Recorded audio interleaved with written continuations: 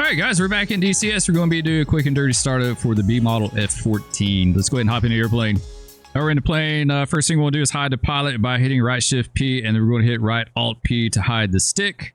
Then we're going to hit backslash and bring up our communications menu and go to ground crew, ground electric power on. Chief, turn on the ground power.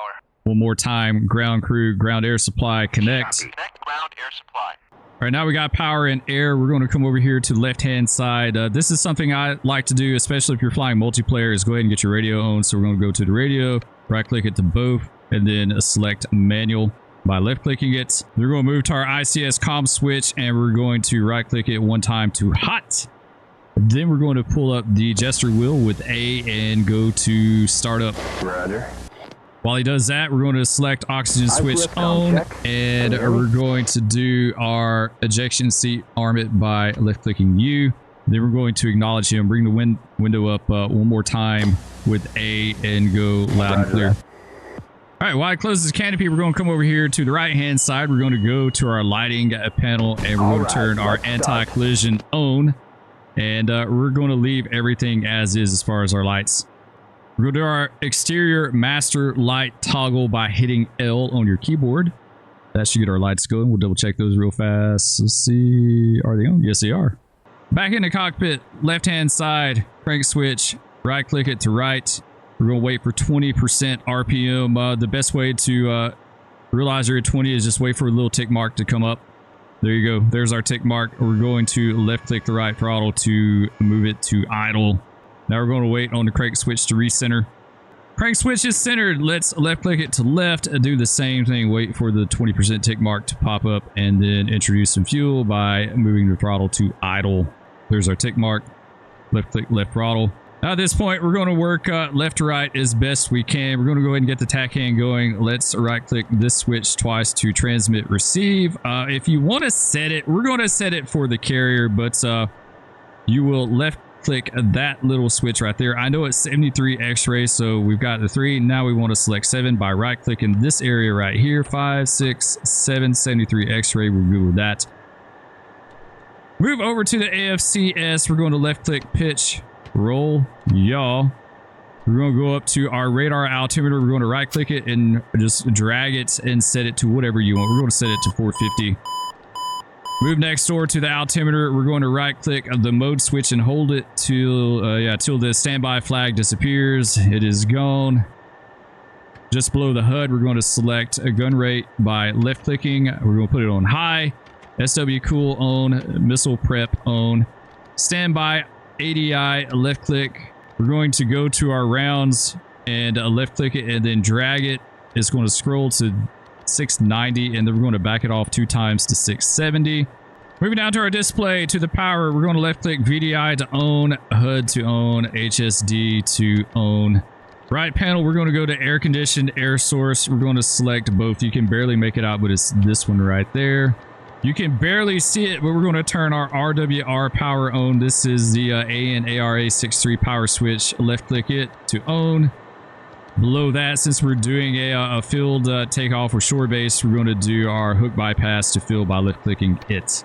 Sweet, we should be good as far as all our switches. So the next thing we want to do is bring up our comms menu one more time and disconnect our ground power and ground air. So go ground crew, ground electric power off. Turn off the ground power. One more time, ground crew, ground air supply, disconnect. Disconnect ground air supply. Now we just need to hang out and wait on Jester to finish with our alignment. We're ready to taxi. All right, now we're set. We want to ease her forward just a little bit. First thing we want to do is engage nose wheel steering by hitting N, and you're going to see the little light pop up right there. That's, I think it says, NWS engage. Then we want to go to our comms menu one more time. Ground crew, wheel chocks, remove. Remove the wheel chocks. Wheel chocks are now removed. Sweet. And release our parking brake by left clicking it. All right, let's ease forward out of the parking spot.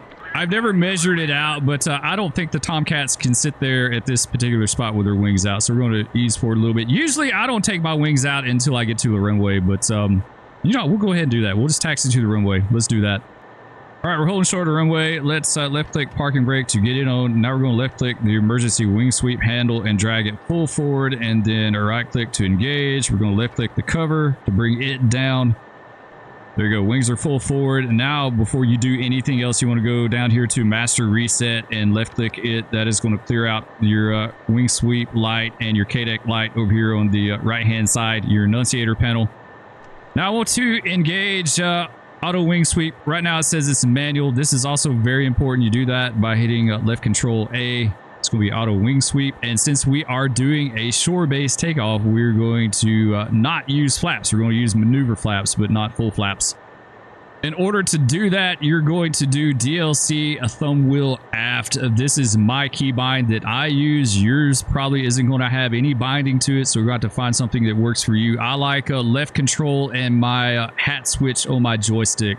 If we come to exterior view here and we watch as I do left control hat switch back, you're going to see the flaps come down and the slats come out. So it's just a little bit, right? It's not much at all, but it's just a little bit. Last thing we want to do, and this one is also important, is to set our takeoff trim. It looks about to, we'll do 4. I think it's 3, right? But we'll put it in the ballpark. Okay, now we're good to go. Zoom out. Release the parking brake. Double check the map. We are on a multiplayer server. This is Hoggett Training. Once again, I love hanging out on here. We're good. No one's around. Go ahead and take the active. Double check. Approach end is clear. Runway is clear. It's a good habit to get into. We know there's no one here, but like you just need to form habits. Like a lot of this is just forming routines and habits. Take the center line.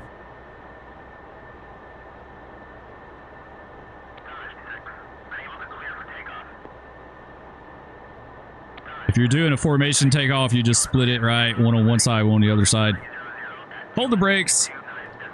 Final thing we need to do, come down here to anti-skid and the spoiler brake, and we're going to right-click it to both.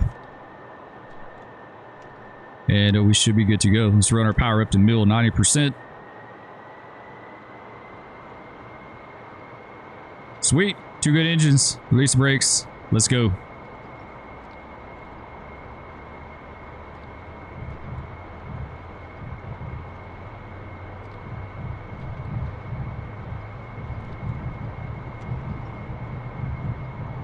Go 100 knots, 120,